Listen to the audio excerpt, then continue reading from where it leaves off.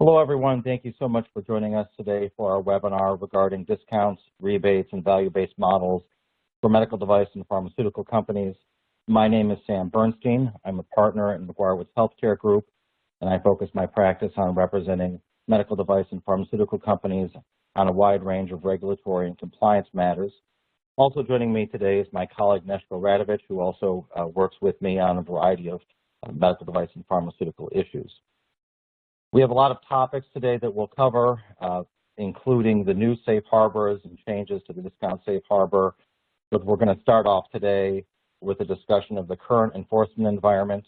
We're then going to transition to a discussion of the new value-based safe harbors and value-based contracting, some related historical enforcement guidance as well. We're then going to turn to a discussion of recent drug rebate changes to the discount safe harbor, as well as the impact on pharmacy benefit managers. We're then going to talk about the changes to the warranty safe harbor and finish up with a discussion of certain regulatory pitfalls of discount models and best practices for minimizing risk with certain discount models. This is the second of our third webinar in a 3-webinar series. The next webinar we will be putting on next year, which will cover issues relating to supplier contracting, and we may also talk about some additional discount models at that time. And I want to thank you all for joining us today. So I want to start with a discussion of the current enforcement environment. And during COVID-19, we've actually seen quite a bit of enforcement against pharmaceutical and medical device companies with a number of settlements, a number of enforcement actions, including on rebate, discounting, and value-based issues. But there are some aspects of the current enforcement environment that are actually positive for manufacturers. You may be familiar with the Boiseleri case. This is a case where a physician alleged that pharmaceutical manufacturers were paying kickbacks to PBMs in the form of service fees. And the Department of Justice actually sought to dismiss this case. And very recently, on December 1st, at the beginning of this month, the Second Circuit upheld the Department of Justice's dismissal of this QTAM case. So we are seeing, and we'll talk a little bit more later today, about other areas in the enforcement environment where the federal government has actually proactively sought to dismiss cases when they conflicted with enforcement priorities, or where QTAM relators engaged in inappropriate conduct or were otherwise engaging in a pattern and practice of filing cases that were really inconsistent with the Department of Justice's and the Office of Inspector General's enforcement perspectives. Earlier this year, Merit Medical, a medical device manufacturer, paid $18 million to resolve allegations that Merit Medical had violated the Anti-Kickback Statute as well as the False Claims Act. And the allegations in this case included providing physicians and hospitals with free advertising assistance, practice development services, practice support, and also some unrestricted educational grants as well. There are a number of other anti-kickback cases this year unrelated to device and discount rebate and value-based pricing, which I won't get into today. But we have seen a significant number of cases settled this year. One of the cases that I wanted to discuss, which I think is very important to understand the current environment, is a case against AbbVie. And this case related to nursing support services. AbbVie had a program where they had nurse ambassadors assist patients in understanding Humira, their medication, and also assisted with some claims coverage issues and interacted with healthcare providers. Back in 2018, there were a number of cases brought against the pharmaceutical industry regarding these types of patient education, nursing support services under the Anti-Kickback Statute. And the Department of Justice actually proactively sought to dismiss a number of these cases, not only because some of the QTAM relators had inappropriately tricked former employees to disclosing information, but also because these cases conflicted with the perspective of the Department of Justice and the federal government that these types of patient support services are appropriate. this value-added service. And what the Department of Justice said in its complaint to dismiss these cases was that the federal government has a strong interest in ensuring that after a physician has appropriately prescribed the medication, patients have access to basic product support relating to their medication, including toll-free patient assistance lines, instructions on how to properly inject or store their medication.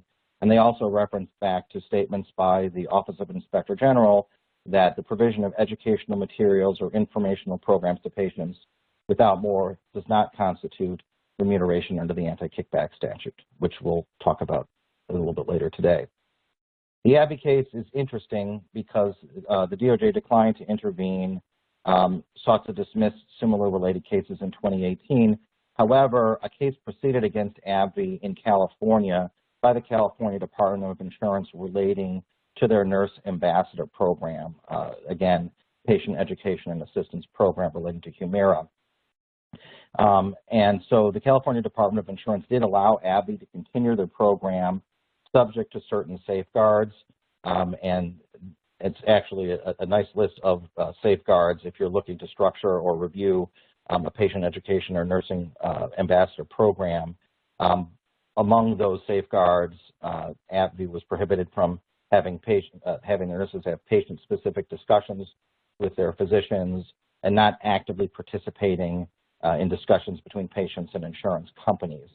Again, the DOJ declined to intervene, but there is a False Claims Act case proceeding against AbbVie, which has now been narrowed at the end of last month to conduct in Florida, and there's also a related investor class action lawsuit. But the interesting aspects of this case are that while the federal government certainly has clarified that appropriately structured patient support programs do not necessarily run afoul of the Anti-Kickback Statute or that they're not going to prosecute them, we have seen state law-based prosecution where departments of insurance view these programs as stepping over the line. So if in structuring your program, it's important to consider state law concerns, particularly in California, and to take a look at that guidance and review with your legal counsel that your program, while perhaps compliant with federal guidelines, may run afoul of state insurance fraud laws. For the benefit of everyone on the line, I know many of you are familiar with the Anti-Kickback Statute, but for those who are less familiar, because today we will be discussing a lot of related issues relating to the Anti-Kickback Statute and safe harbors, I want to very briefly in a minute here review the scope of what the Anti-Kickback Statute prohibits. So the Anti-Kickback Statute is a federal criminal law that prohibits offering, paying, soliciting, or receiving anything of value to induce or reward the purchase, order, or referral, or arranging for the purchase or the referral of any item or service reimbursable by a federal health care program, including Medicare or Medicaid. The Anti-Kickback Statute is an intent-based statute, meaning that if any one purpose of an arrangement is to induce or reward a purchase or referrals, it potentially implicates the Anti-Kickback Statute. That's referred to as the one-purpose test that's been adopted by the federal government as well as a number of courts. The penalties for violating the Anti-Kickback Statute are very substantial: imprisonment up to 10 years, penalties of up to $100,000 per violation, additional civil monetary penalties in excess of $100,000 plus trouble damages. Conviction results in mandatory exclusion from federal health care program services, and any claim for a service or an item submitted to a federal health care program where the referral or order of that item resulted from an anti-kickback violation is a false claim under the False Claims Act, resulting in penalties of between $11,000 to $23,000, which are increasing every year. Because the Anti-Kickback Statute is so stringent and so easy to violate, simply having an inappropriate intent while offering or paying something, the Office of the Inspector General of the Department of Health and Human Services adopted what are referred to as safe harbors. And we're going to talk about a few safe harbors today. Safe harbors effectively protect an arrangement if all of the requirements of a safe harbor are satisfied. They have different elements, and if an arrangement qualifies and satisfies all those elements, it's immune to liability under the Anti-Kickback Statute. There are also certain statutory exceptions to the Anti-Kickback Statute, including a discount exception that we're going to be talking about today. But the failure of an arrangement to comply necessarily with all the elements of a safe harbor does not necessarily mean that that arrangement violates the anti-kickback statute, and we're going to talk a little bit about that later today. So I want to turn it back over to Neshko here to talk a little bit more about the enforcement environment, and then to transition to a discussion about some of the new value-based safe harbors. Thank you, Sam, and it's a pleasure to speak to everybody today. The first thing I would like to touch on is that there are currently no broad anti-kickback statute waivers related to COVID-19 pandemic that could be applicable to medical device manufacturers and pharmaceutical companies. Additionally, when the OIG issued its statement on kickback waivers related to COVID-19, the OIG clarified that the waivers do not cover financial relationships between device manufacturers and pharmaceutical companies and healthcare providers, including physicians, hospitals, and ambulatory surgical centers, and therefore there are no special exceptions that can be applied to the industry during the COVID-19 pandemic.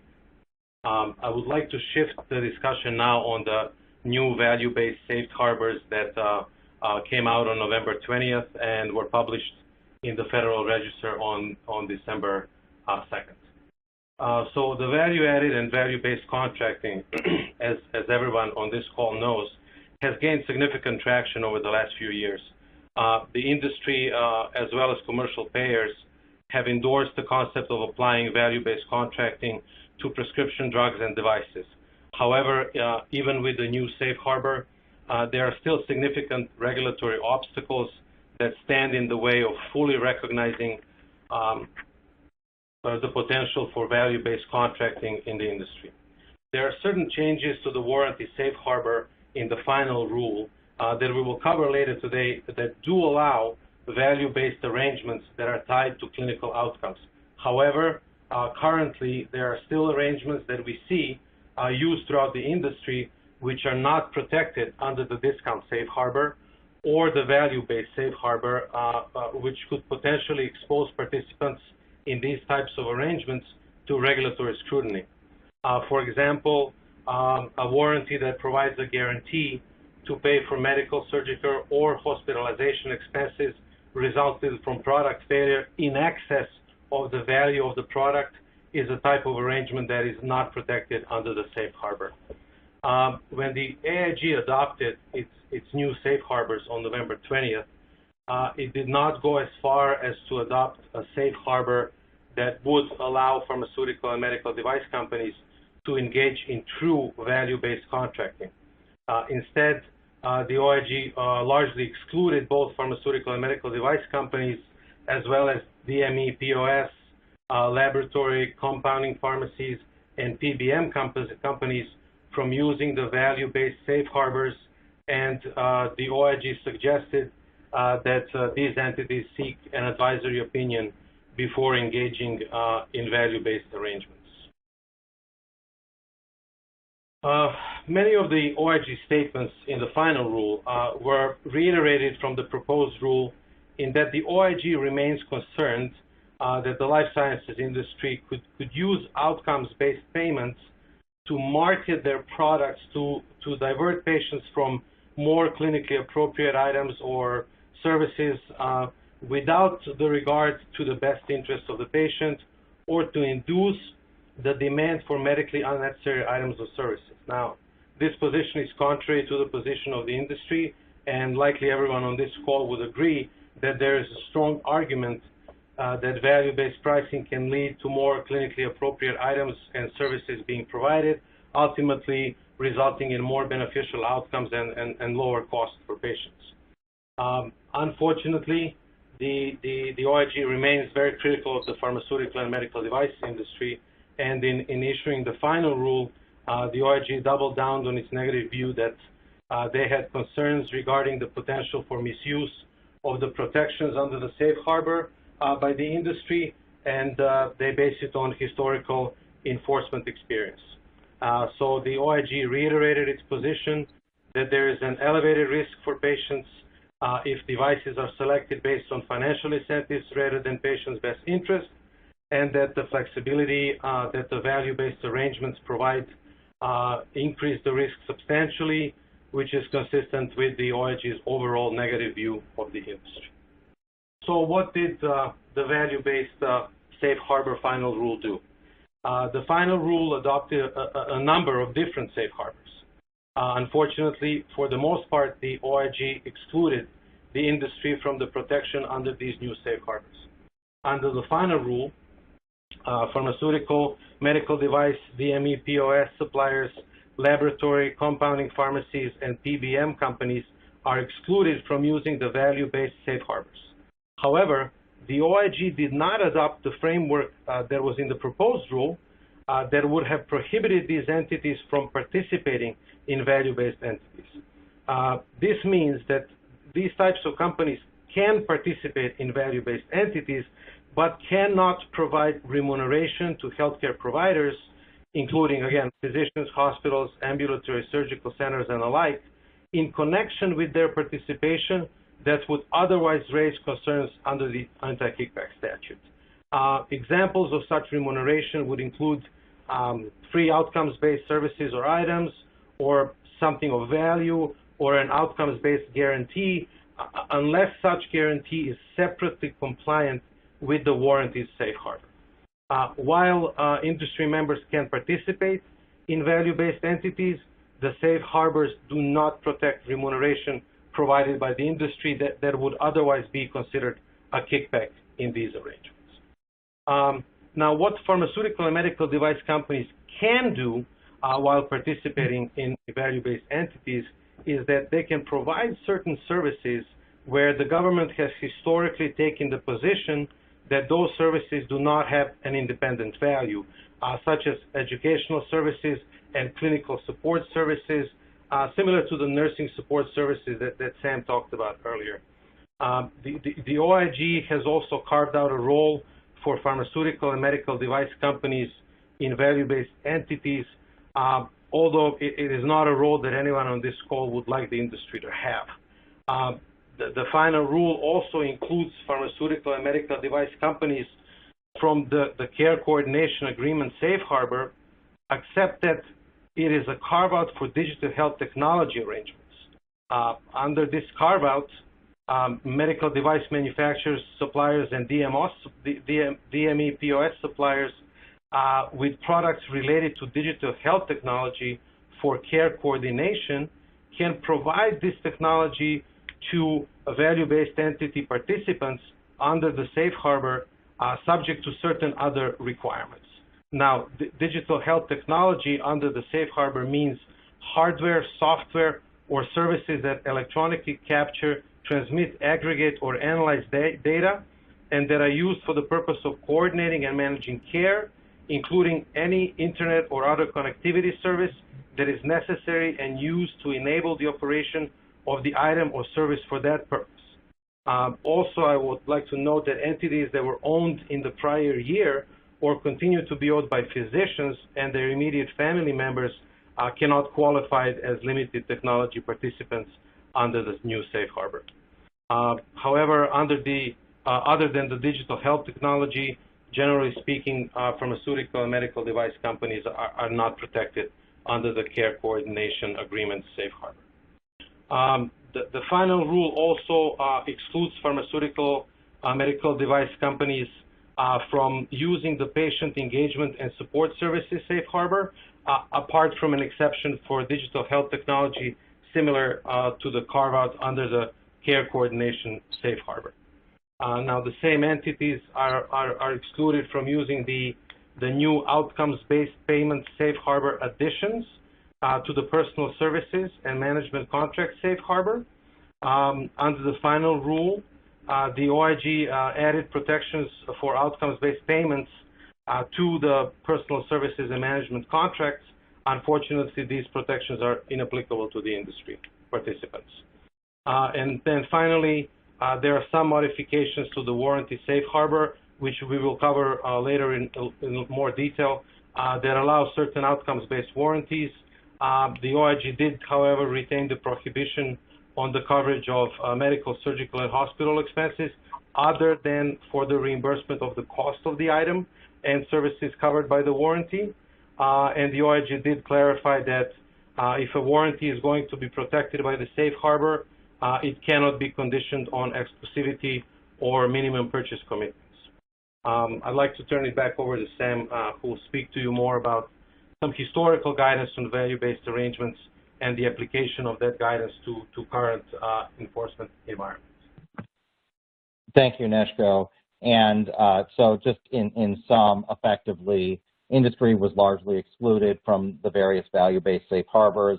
There is some additional room under the warranty safe harbor that we'll talk about a little bit later today, where there is now some room for clinical outcome-based warranties, but nowhere near what we were hoping to get from OIG, nothing near the AdvaMed proposals and from proposals, et cetera. So we're unfortunately in the same spot that we were before the final rule with respect to a large number of value-based arrangements, which is why I want to briefly discuss with you some historical guidance regarding value-based arrangements as well as value-added arrangements. So value-added arrangements are really arrangements where something in addition is provided on top of the item or service that you're selling to your customer, whether that is a medication compliance service or some additional item or service. And when we're talking about value-based contracting, we're really talking about contracting where the price that is paid or the outcomes affect the price that is paid, and there may be some other metrics built in that affect what is actually paid. So based on historical enforcement guidance, OIG advisory opinions, sub-regulatory guidance issued by the federal government, what have they said about value-added and value-based services?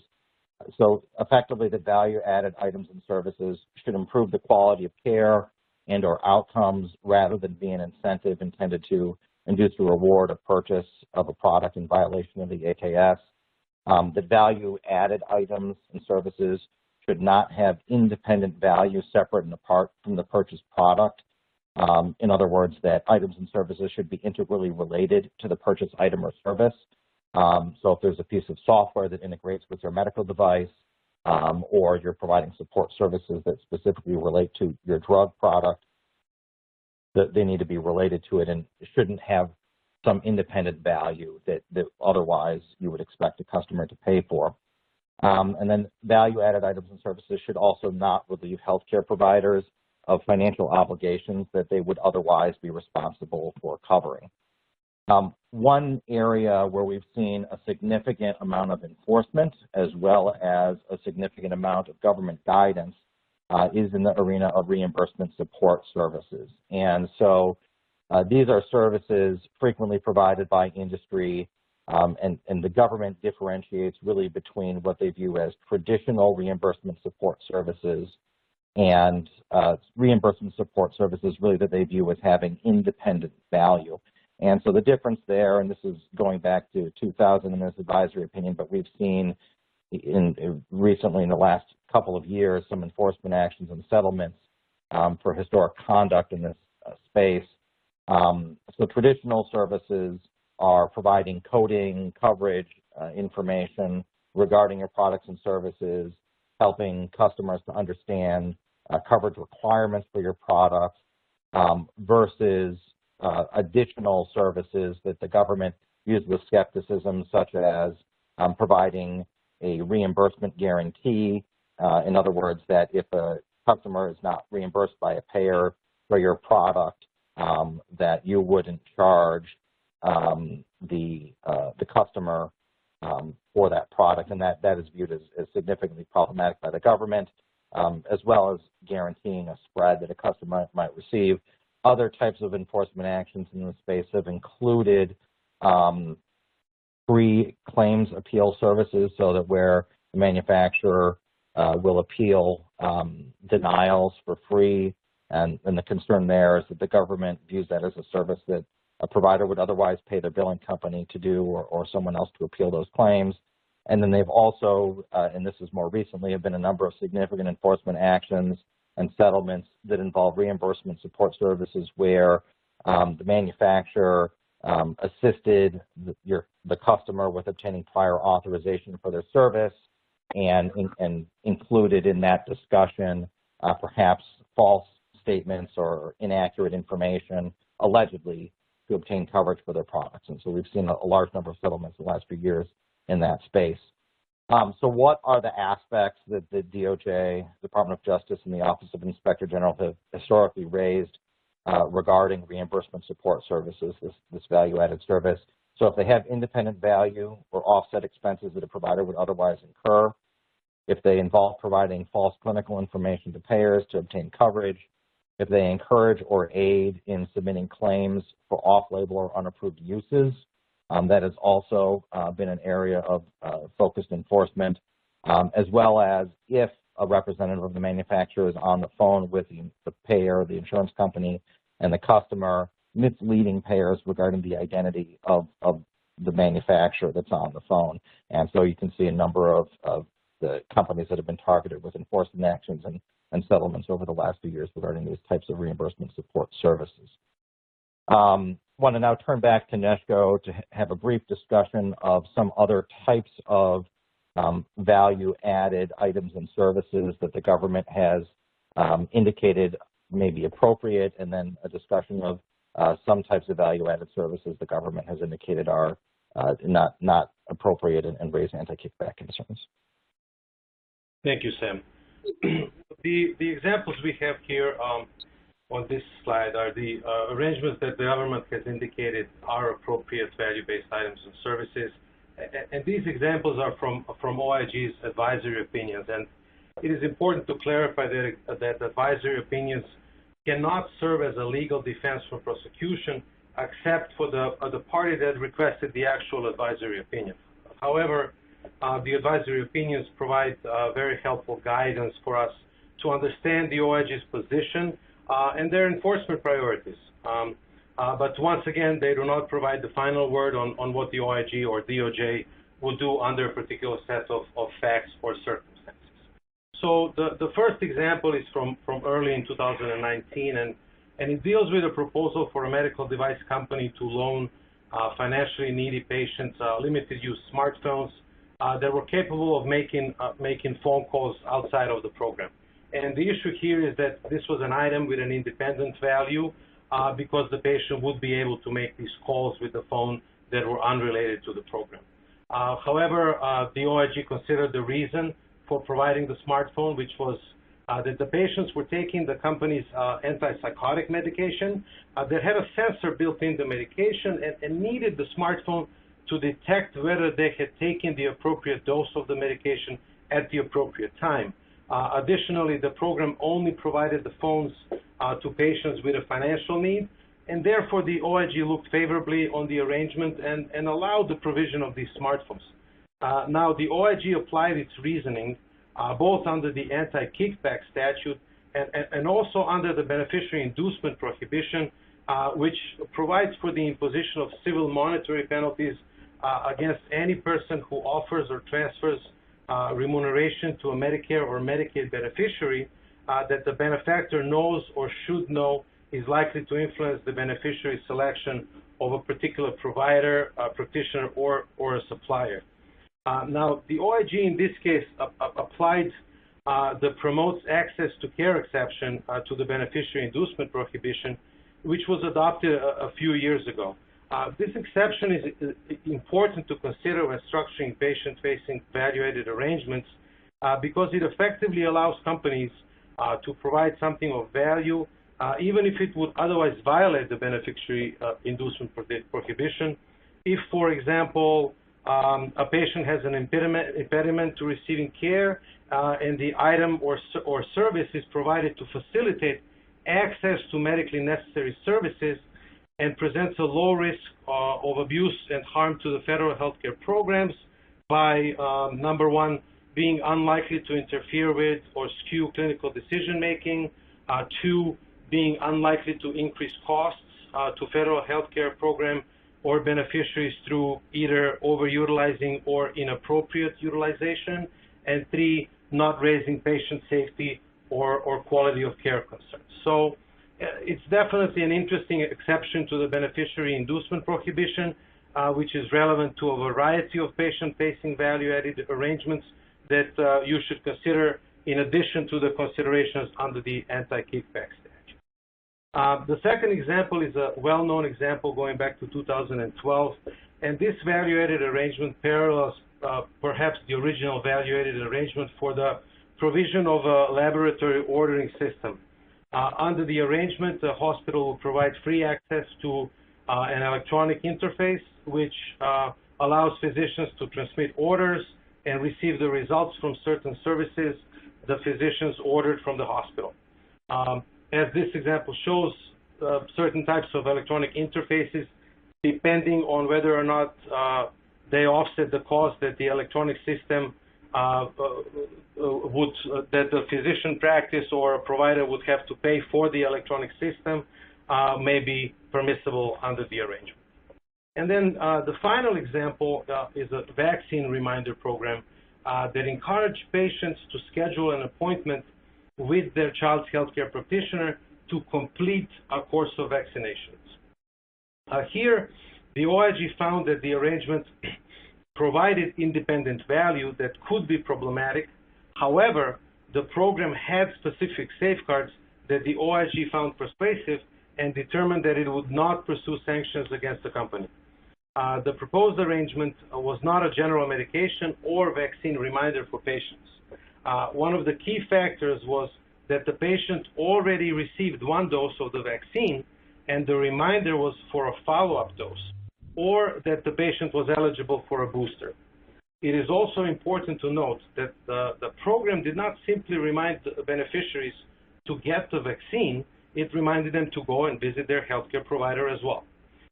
This type of vaccination reminder program could potentially have application in, for example, upcoming COVID-19 vaccinations that may require patients to receive multiple doses. However, before you structure a vaccination or any other treatment reminder program and offer this service to healthcare providers, we do recommend you discuss the related risks with your legal counsel, particularly in light of the fact that there is no safe harbor that protects these types of arrangements. Now I would like to shift over to examples of arrangements that the government either said were problematic or has prosecuted in the past.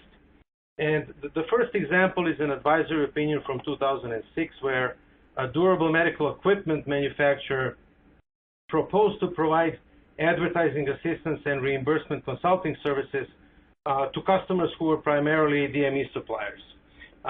Some of the advertising materials distributed by the manufacturer featured the manufacturer's information, but others would feature only the supplier's name and information for a call center that would be staffed by the manufacturer. Also, the reimbursement consulting services were provided free of charge and would include reviewing claims, helping to appeal denied claims, and assisting with the assessment and documentation of the medical needs of patients receiving products sold by the manufacturer. Here, some of the detrimental factors in OIG's finding that providing advertising funding and reimbursement consulting would result in prohibited remuneration is because the advertising reimbursement could be seen as an agreement by the DME supplier to generate business for the manufacturer. Additionally, the OIG was concerned that the manufacturer's staffed call center may provide biased information or allow customers to mistakenly believe that they were speaking with the staff from the supplier rather than the manufacturer. And then finally, the OIG was concerned that there were no apparent safeguards against fraud and abuse in the proposed arrangements. So the main takeaway here is that if you're entering into marketing arrangements with healthcare providers, including with physicians, hospitals, and ambulatory surgical centers, and you are putting contact information for the provider on the marketing materials, you are effectively marketing that provider. And therefore, you need to make sure that the provider is paying for their share of the market value for the benefit of the promotion that the provider is receiving in that marketing arrangement. Now, the government has clearly indicated that free advertising constitutes independent value to the providers. And again, reimbursement support services, appealing denied claims, and replacing any other services that providers would otherwise have to pay for are value-added services that can be problematic if not structured properly. Over the last couple of years, there have been a number of enforcement actions and settlements against industry participants for providing advertising support services, as well as providing problematic reimbursement support services. So while this advisory opinion is from back in 2006, there have been a number of settlements over the last few years regarding very similar conduct that makes this advisory opinion relevant even today. And I also think, Neshko, one additional aspect here is the Advocate Code recently changed at the beginning of this year to address co-marketing arrangements.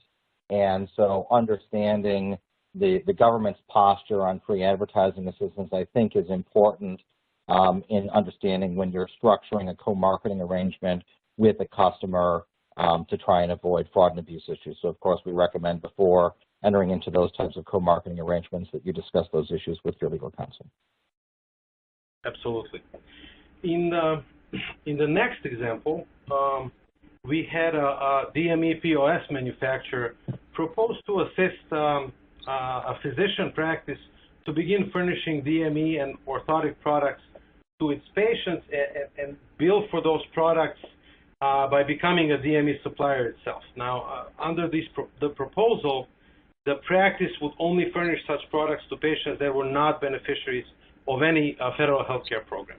And then the manufacturer, in turn, would pay the practice for inventory management services on a percentage of revenue basis, sell DME and orthotic products to the practice pursuant to a predetermined fee schedules, rent continuous passive motion devices to the practice on an as-needed basis at a predetermined daily rental amount, and provide a trained technician to the practice who would treat patients for DME and orthotics, complete in-home setups of equipment, instruct patients on the use and maintenance of the products, and manage product inventory and procure additional products as necessary. And then finally, the manufacturer would provide comprehensive coding, billing, and collection services to the practice for a fixed monthly fee. The OIG viewed this arrangement as problematic contractual joint venture and explained that even if individual components of a relationship between a supplier and a referral source can qualify under a safe harbor, the relationship, when viewed as a whole, may still pose a risk of potential liability under the federal Anti-Kickback Statute. Again, while this advisory opinion is from 2006, the reason that we are bringing this up is that with the development of care coordination and outcomes-based and value-based models and integrative medicine, there's an increased risk of suppliers that will become involved in some type of healthcare providers' internal operations, and it is important to structure these arrangements considering whether or not this arrangement, when looked at as a whole, could be considered as problematic and as a contractual joint venture intended to drive profit to consumer by the government. And then the final example is the CR Bard case from 2013. And in 2013, Bard paid a $48.3 million settlement to settle anti-kickback allegations really relating to their pricing and bundling practices. The government alleged that Bard inflated invoices for their brachytherapy seeds for prostate cancer therapy and included in that bundle bundled price needles, cartridges, and additional services, including the service of preloading of the needles in the bundled price, and that they didn't separate the price of those items and services on the invoice. At the time, Medicare did not pay for these additional items on a cost or pass-through basis. So accordingly, the government alleged that by inflating the price of the seeds, Bard was effectively encouraging its customers to circumvent Medicare program rules, which prohibited the reimbursement of these products. The government also alleged that Bard entered into variable billing arrangements with customers that would allow customers to effectively profit from the spreads on the resale of these products. In recent years, we've seen requests, particularly in the ASC space, for modifications to payer pricing structures to allow ASCs to try and circumvent payer restrictions that prohibit payment on certain types of products. And this has raised concerns under state insurance fraud laws, as well as the Anti-Kickback Statute and False Claims Act, to the extent that involves federal healthcare program rules. Additionally, manufacturers should be careful if they receive requests to manipulate pricing structures in a manner that will circumvent payer requirements. With this, I'll turn it over to Sam, and we'll transition our discussion into the recent changes to the discount safe harbor. Thank you, Neshko. Appreciate that. So simultaneous with the value-based and warranty safe harbor changes, the government issued changes to the discount safe harbor and issued 2 new safe harbors that have a significant impact in the pharmaceutical space and an adverse impact on PBM relationships. And I just want to briefly, before getting into the discussion here on this issue, differentiate again between the statutory discount exception to the Anti-Kickback Statute and the regulation, the discount safe harbor that the Office of Inspector General adopted to protect discounts. So the statutory exception provides that the Anti-Kickback Statute does not apply to a discount or other reduction in price obtained by a provider or services or other entity under a federal health care program.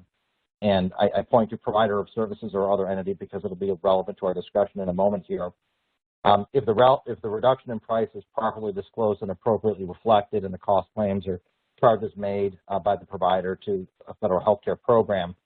Conversely, the discount safe harbor provides that remuneration, i.e. something of value that's provided under the Anti-Kickback Statute, does not include a discount on an item or service for which payment may be made in whole or in part under a federal health care program for a buyer, a seller, or an offerer if certain requirements are satisfied. So contrasting buyer, seller, or offerer with a provider of services or other entity under a federal health care program is one of the key differences between the statutory discount exception and the discount safe harbor. And a discount under the safe harbor is defined as a reduction in the amount a buyer is charged for an item or service based on an arm's length transaction, i.e. a commercially reasonable transaction. That also includes rebates, but the discount safe harbor has a significant number of exceptions and carve-outs, including prohibiting discounts in the form of cash and bundles unless they comply with certain stringent requirements. So what were the changes to the discount safe harbor? So on November 20th, the OIG adopted a final rule removing discount safe harbor protection for price reductions or other remuneration paid by a manufacturer to a health plan sponsor under Medicare Part D, whether directly or indirectly through a PBM in connection with the sale of prescription pharmaceutical products. The removal of this protection is effective January 1st, 2022. Unlike the proposed rule, the OIG did not remove discount safe harbor protection for rebates or discounts provided to Medicaid managed care organizations. This removal only applies to Medicare Part D. However, this obviously is a very significant change and is significantly disruptive to industry, particularly with respect to relationships with PBMs. And so we expect over the next year there to be a lot of action, both challenging the rule, litigation, potentially seeking declaratory relief that particular arrangements may not necessarily run afoul of the discount safe harbor or the statutory exception as compared to the limitations placed by the OIG in this rule. So we expect a number of challenges, potentially even political challenges to this rule as well because of its significant adverse impact on discounting and rebate practices. We'll get into a moment on how the OIG attempted to, with what it took away with one hand, give with the other, but the 2 new safe harbors really do not cure what they took away from the discount safe harbor in terms of prohibiting discounts on Part D drugs. It's important to note, I know there are some companies, medical device companies on the line, and you're probably asking, well, what's the relevance of this change to me? And I think the key takeaway here is that the OIG is not opposed to adopting industry disrupting rules. So this rule and some of the guidance that the OIG issued in connection with adopting this rule are industry disruptive. And we saw just a few months ago, the OIG issued compliance guidance on speakers programs that was similarly potentially disruptive in terms of changing industry practices. So we are working with an OIG at this point that is more than happy to issue rules and guidance that potentially take common industry practices and make it more risky to continue those practices. In adopting the drug rebate rule, one of the key things that happened is the OIG reiterated its position in the preamble that remuneration, portion of rebates, something of value, that is retained by a PBM is not protected by the discount safe harbor because PBMs are not buyers. That's their position. So their position that PBMs not being protected by the discount safe harbor goes beyond the literal text of their amendment on November 20th. So the OIG's position that any amount retained by a PBM, whether from a rebate to a Part D plan, a Medicaid MCO, or any other federal health care program, their position is that any retained remuneration is not and never was protected under the discount safe harbor. So even though the effect of this change to the discount safe harbor does not go into effect until January 1st of 2022, this perspective that PBMs are not buyers and don't qualify protection under the discount safe harbor is really effectively immediate and actually retroactive. It's their perspective on this. And so it's important for PBM relationships that include PBMs retaining something of value from a manufacturer other than perhaps payments that can be protected under the new PBM services fee safe harbor or under the personal services and management contract safe harbor really should be reviewed because of this perspective and the fact that it was in fact reiterated by OIG. Interestingly, though, in issuing the drug rebate rule, the OIG did seem to accede to the argument that rebates and discounts may be protected under the statutory discount exception to the Anti-Kickback Statute, even if they cannot satisfy the requirements of the discount safe harbor.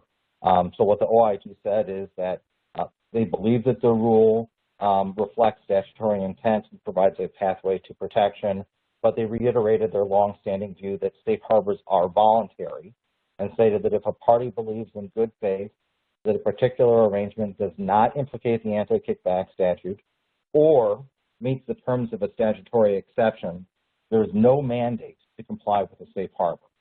So the text of the statutory discount exception, as I mentioned a minute ago, covers a discount or other reduction in price obtained by a provider of services or other entity, and conversely, the discount safe harbor only covers discounts offered by sellers and offerers to a buyer.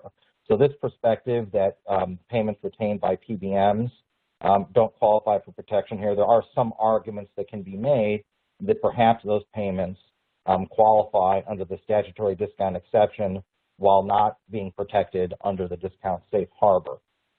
There are some other arguments that can be made about inconsistency with other Medicare and Medicaid program rules and some other arguments here that we expect to see over the next year, see the light of day and be argued. But the bottom line here is that manufacturers and PBMs and plan sponsors should confer with their legal counsel regarding the risk of taking a position that's contrary to the OIG's interpretation that money retained by PBMs other than service fees is outside the scope of the discount safe harbor, as there are some risks to taking that position. But again, there are some arguments that can be made, and depending on the risk tolerance of your company, may be able to rely on some of those views. So what are the two safe harbors that the OIG adopted to address concerns raised by the removal from the discount safe harbor of Part D discounts and rebates? So they adopted the PBM services fee safe harbor, which is effective in a little less than 2 months, and that protects payments by a pharmaceutical manufacturer to a PBM for services the PBM provides to the manufacturer related to the services they provide for health plans. It's not just for Part D plans, it's for any healthcare plans. So it's not as limited as the deletion from the discount safe harbor. But to comply with this new safe harbor, the services have to be specified in writing. The compensation to the PBM has to be fair market value and fixed and cannot be based on a percentage of sales or the volume of products that the PBM is arranging for the plan to purchase. Can't otherwise include or take into account the volume or value of any referrals or business that the PBM and the health plan are generating for the pharmaceutical company. It also requires the PBM to disclose annually to health plans the services that they provide to pharmaceutical manufacturers. So effectively, while this allows service fees to be paid to PBMs for services, it does not allow PBMs to retain a portion of rebates that would otherwise be paid pursuant to a discount or rebate arrangement that might otherwise qualify for protection. The OIG also adopted on November 20th a point of sale reduction in price for prescription pharmaceuticals safe harbor. This is again effective just in a little less than 2 months from now. It protects reductions in price, including rebates, from a manufacturer to a plan sponsor, and this is under both Part D and Medicaid MCOs, for a prescription pharmaceutical payable by the sponsor under Part D or a Medicaid managed care organization if the reduction is agreed upon in advance in writing. 2, if the reduction is in the form of a rebate, the full value of that reduction has to be provided to the pharmacy through point of sale chargebacks. What that means is effectively, if it is a rebate, the pharmaceutical manufacturer needs to provide a chargeback payment to the pharmacy at the time of sale. And then thirdly, the reduction in price, and this is the most challenging restriction here, must be fully reflected in the price at the time of sale that the pharmacy dispenses the product to the beneficiary. So what that means is whatever discount you provide to the plan, the full value of that discount has to be reflected in the price that is at the pharmacy when the beneficiary buys the product, meaning their copay and deductible is based on the post-discounted price, and their plan at the point of sale pays that discount so that the PBM cannot retain a portion of that rebate or discount. While PBMs can enter into arrangements protected by this POS safe harbor, because the value has to be fully reflected in the price of the pharmacy, this again prohibits PBMs from retaining any portion of the price reduction. So it really does not address the enforcement guidance that the OIG issued that PBMs cannot retain any portion of a rebate under the discount safe harbor. I now want to transition back briefly to NESHPA to talk about some of the changes to the warranty safe harbor, which actually are helpful to the industry. So the changes to, thank you, Sam. The changes to the warranty safe harbor were also included in the final rule, which was issued on November 20th and published in the Federal Register on December 2nd. The revised warranties safe harbor expands the protection under the safe harbor to include warranties for bundles of related items of services. Now, these items and services subject to the warranty, however, must be reimbursed not only by the same federal health care program, but they must be reimbursed within the same payments in order to be protected under the same harbor. The OIG in the final rule also clarified that the warranties may include items that are not reimbursable by the federal health care programs. However, these items will still be limited by the requirement that these items and services be reimbursed in the same payment. So that requirement will place limitations on what items or services the industry can bundle together under the warranty. To the second point on the slide, the warranties cannot protect services only.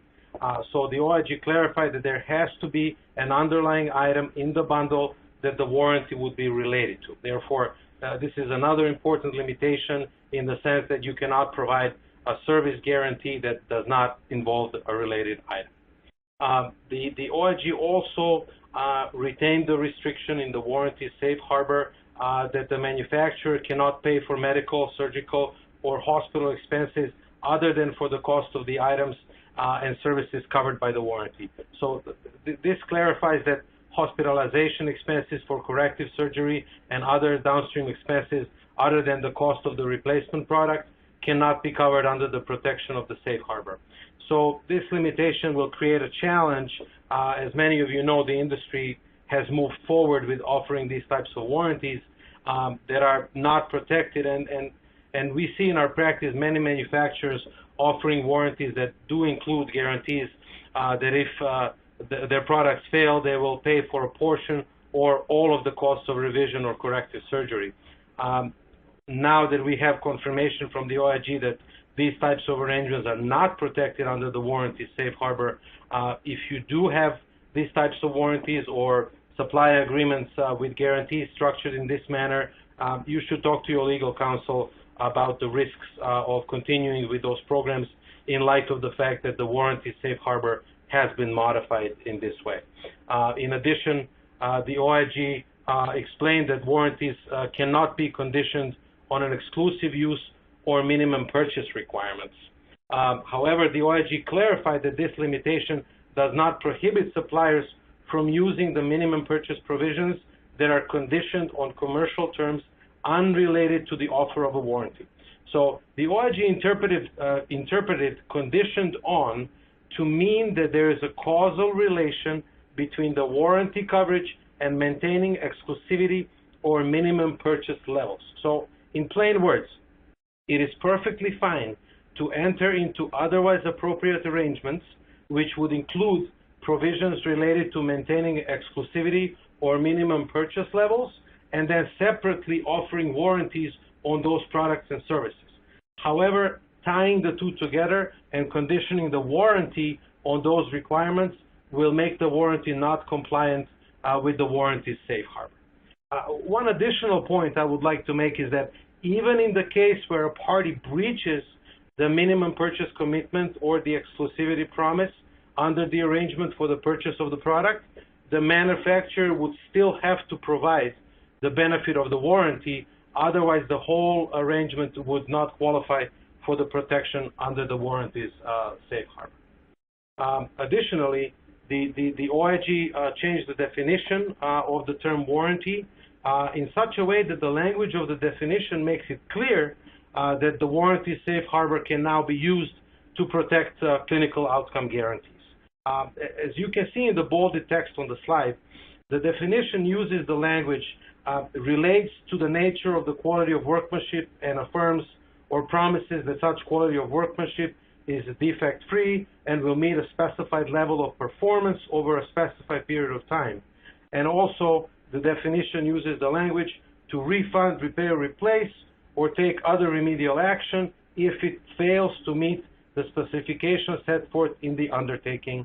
So, applying this language quite formally, we can determine that a warranty can be used to guarantee a clinical outcomes guarantee. The guarantee still must fall within all of the limitations we just discussed, but this change to the definition of a warranty clarifies that you can offer a warranty and base it on the clinical outcome. And finally, the OIG also clarified that the modifications are intended only to cover the offer and exchange of a warranty remedies under a warranty arrangement, not free or reduced price items or services provided as part of a bundled warranty arrangement or that are ancillary to the warranty arrangement. So, for example, if you're looking to provide medication adherence services or free or reduced price lab testing or data collection services required to determine whether a clinical outcome has been achieved, these services are not protected under the warranty safe harbor. And as such, whether or not the provision of those services would raise concerns under the Anti-Kickback Statute would depend on whether those services would have an independent value to the buyer and whether those services would alleviate some other financial burden on the buyer as well. So we recommend that you discuss these types of related services with legal counsel to understand the risks of providing these services and whether they could be protected under a different safe harbor. And with that, I'd like to turn it over to Sam. Thank you, Neshko. I appreciate it. And I know we've run out of time, but We will be posting a copy of this presentation online the next week or two, and because of that, I'm going to continue on here for the next 5 minutes and understand that some people may need to go, but this presentation will be available online, so you can certainly circle back and watch the last 5 minutes here. I'd like to now discuss a few different types of discount models, some pitfalls relating to those common models, and some best practices to try and minimize risks relating to some fairly common discount structures. So perhaps the most common type of discount structure is a discount provided at the time of sale that has a future purchase commitment. And some of the challenges with this type of discount structure is that if the customer fails to satisfy the purchase commitment, then the required terms of the discount arrangement are not satisfied, and the discount arrangement arguably does not qualify for protection under the discount safe harbor if the customer is allowed to keep the discount that it was initially provided. So waiving a purchase commitment at the end of a program period is akin to agreeing to retroactively provide a discount without any preconditions.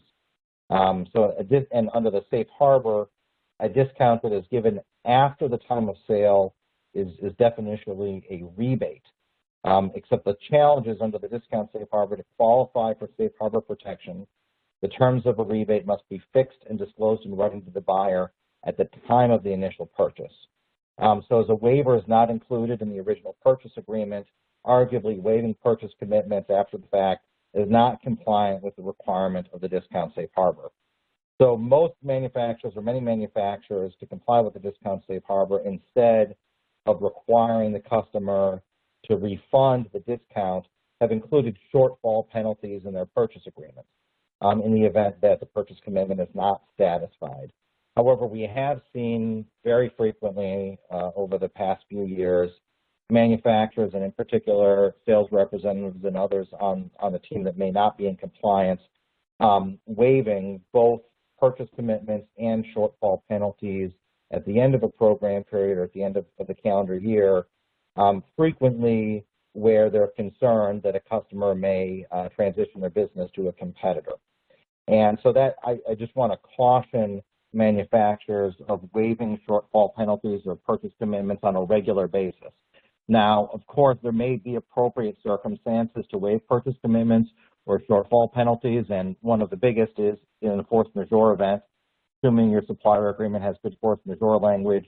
A lot of companies were adversely affected by COVID-19, and so it may be appropriate under those provisions to waive shortfall penalties or purchase commitments predicated on a force majeure event that excuses your customer for meeting a purchase commitment. But I will caution that if your company is regularly waiving shortfall penalties or purchase commitments and providing discounts, there are some increased regulatory risks that you may not be protected under the discount safe harbor. Perhaps in an enforcement action, you might be able to argue that your structure is consistent with the discount statutory exception, but there are some additional risks there, and it's worth discussing internally and with counsel if you are in the business of regularly waiving those penalties. Excuse me. Another type of discount structure that is very common is a discount based on volume of purchases, and we also see discounts structured based on the number of procedures performed. One of the challenges with structuring volume-based discounts based upon the number of procedures performed rather than based upon the number of products actually purchased is that it raises what the government views as overutilization concerns. Providing a discount based on the number of procedures may cause a physician or hospital in ASC to feel pressured to conduct additional surgeries during a program period that they might not have otherwise performed.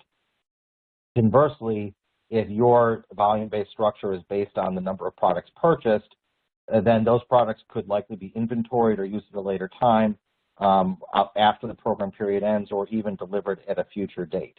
So to the extent possible, it's worth noting that structuring volume-based discounts based on products purchased rather than procedures performed is helpful to reduce risks and concerns by the government of overutilization, or at least try and minimize some of those risks. However, it's worth noting that with the development of clinical outcome-based warranties involving both items and services that may be protected under the warranty safe harbor, we expect procedure-based pricing to become much more common. However, it's important to consider the risks of a pricing model that encourages overutilization, particularly in light of the warranty safe harbor's requirement that the warranty not be predicated on a volume or exclusivity commitment. So I think both ensuring that your warranty is not tied to a volume commitment, and then thinking about the risk spectrum of structuring your arrangement based on number of procedures performed versus can we structure the purchase commitment on number of products and then perhaps provide a warranty that is procedure-based might be the best way to go in terms of minimizing risk. But recommend that if you do have procedure-based pricing, there are some aspects of procedure-based pricing that raise additional concerns, particularly if it's not possible to relay to the customer the value of the discount for cost reporting purposes.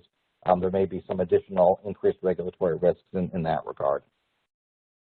And then the last type of discount that I want to discuss today, again, exceedingly common, are bundled products.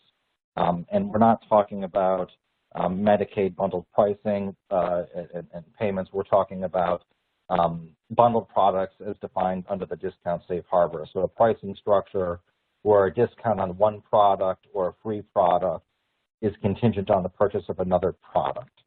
So manufacturers frequently require customers to satisfy minimum purchase commitments under a supply agreement in order to qualify for rebates or discounts across different product types.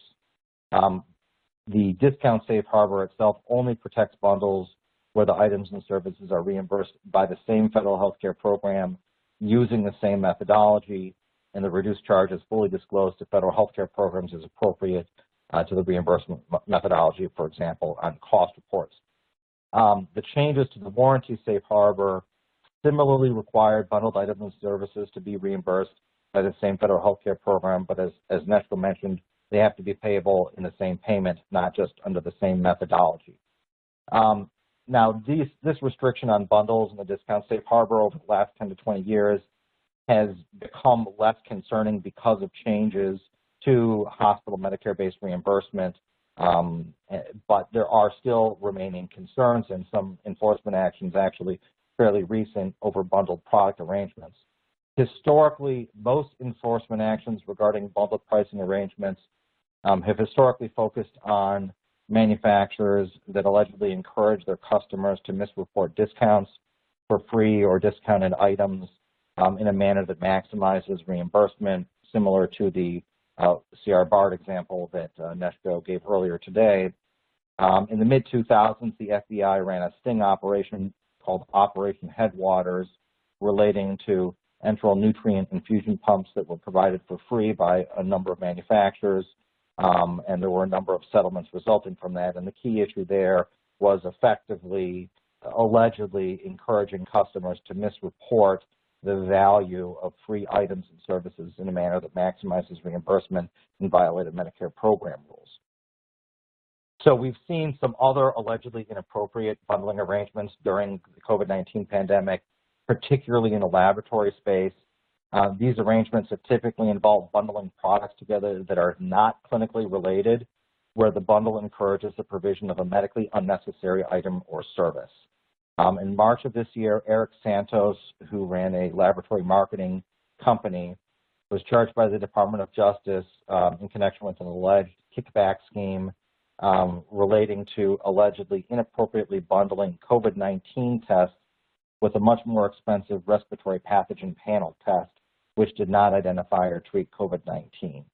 And then in July of this year, Mark Shenna, president of Rebates, a California-based laboratory, was also charged with healthcare fraud involving bundling COVID-19 tests with an expensive Rebates allergy test that was not related to COVID-19. So in terms of structuring product bundles, manufacturers should carefully consider those structures, particularly where they might have an effect of skewing clinical decision-making, potentially increasing costs of federal healthcare programs through, for example, cost-based reimbursement, or even to private payers, where private payers are unwilling to pay for a particular type of product, and the bundle reallocates the cost to another product, as we've seen in some enforcement cases under state insurance laws. Should also carefully consider bundled arrangements to ensure that they don't create challenges for customer price reporting.